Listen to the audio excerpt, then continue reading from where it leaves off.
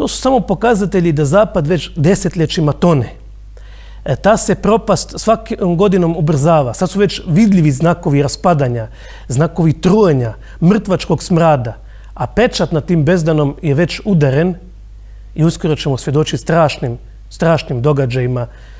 Migrantska kriza, epidemije, inflacije i sve ono što se dešava, a sve prati i sve u stvari uzrok svemu tome je moralno propadanje Zapada.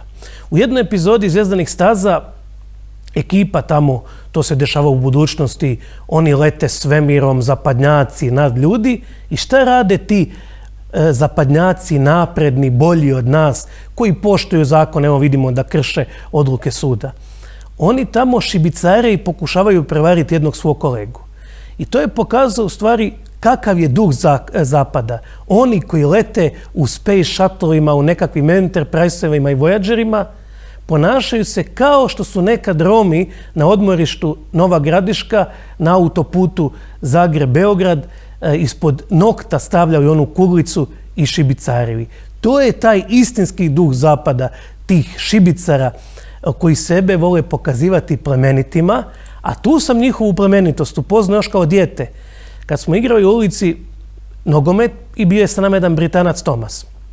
I sad, to su bile one godine kad je plaća u Hrvatskoj možda bila 100 maraka, ako i toliko, možda i 50, i on nama probije loptu. I sad ta lopta je, ne znam koliko bi ona u današnjim vrijednostima koštala, možda 10 eura, možda više. To je za nas bila ogromna suma tada. I on je nama obećao da će on platiti tu loptu, jer njemu je to bilo ništa na njihov standard. I stalno se uz jedan pokvaren smiješak, kad bi ga mi pitali kad ćeš nam platiti tu loptu, on bi govorio u ponedjeljak.